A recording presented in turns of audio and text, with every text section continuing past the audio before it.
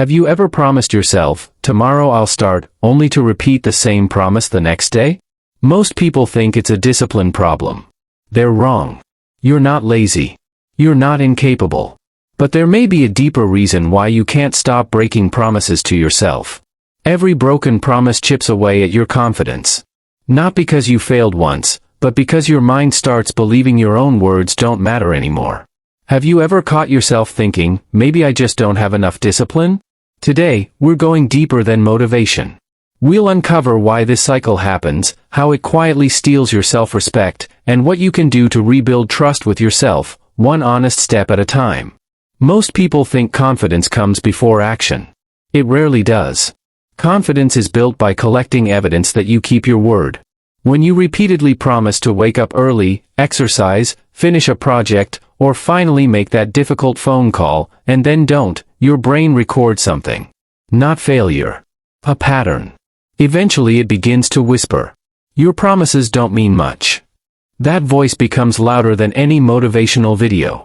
The pain isn't missing one workout. It's losing trust in yourself.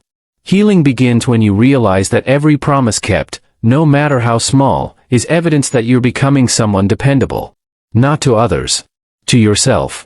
Discipline often loses because emotions are allowed to vote. One difficult morning. One stressful day at work.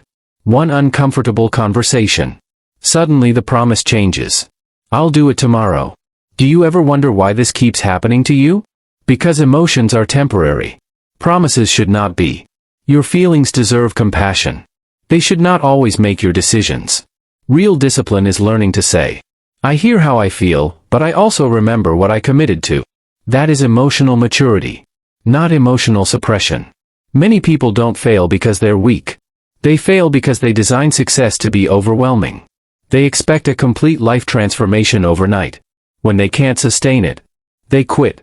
Then they blame themselves. Healing starts when you replace perfection with consistency. Instead of reading 50 pages, read 5. Instead of 1 hour, start with 10 minutes. Small promises are easier to keep. And every fulfilled promise strengthens your identity. This is where the real battle begins. Notice the words you use. I'm lazy. I'm always inconsistent. I never finish anything. Your brain doesn't argue. It adapts. Your habits begin serving the identity you've accepted. That's why positive thinking alone doesn't work. Honest thinking does. Replace labels with choices. Instead of, I'm undisciplined. Try, I'm learning discipline one decision at a time. Identity grows from repeated actions, not repeated criticism. Readiness is one of the biggest illusions. People imagine disciplined individuals always feel motivated. They don't. They simply move before motivation arrives. At work, in the gym, while healing emotionally, the first step usually feels uncomfortable. That's normal. Action creates motivation, not the other way around. Peace often follows movement, not endless preparation. Repeated self-disappointment creates emotional exhaustion. You begin expecting yourself to fail. That's a dangerous place to live. This isn't only about discipline habits. It's about protecting your inner peace. Celebrate promises you keep. Don't immediately raise the standard. Pause. Notice the progress. Gratitude isn't only for life's blessings. It's also for the person you're slowly becoming. That gratitude creates emotional healing far more effectively than constant self-criticism. Forgiveness and accountability belong together. Many people choose one and ignore the other. Some punish themselves endlessly. Others justify every broken promise. Neither creates growth. If you broke your word, acknowledge it. Learn from it. Then begin again. Without shame.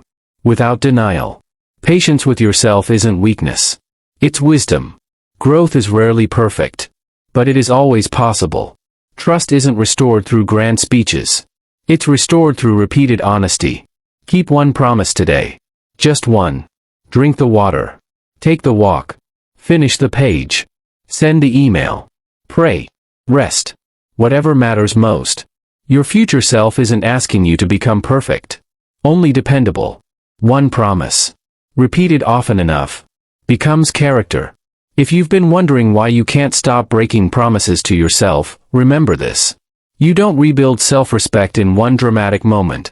You rebuild it every time your actions quietly agree with your words. Healing doesn't require perfection. It requires honesty. Discipline isn't punishment. It's one of the greatest forms of self-respect. As you continue this journey toward emotional healing, stress relief, and lasting inner peace, remember that every small promise you keep is shaping a stronger version of you.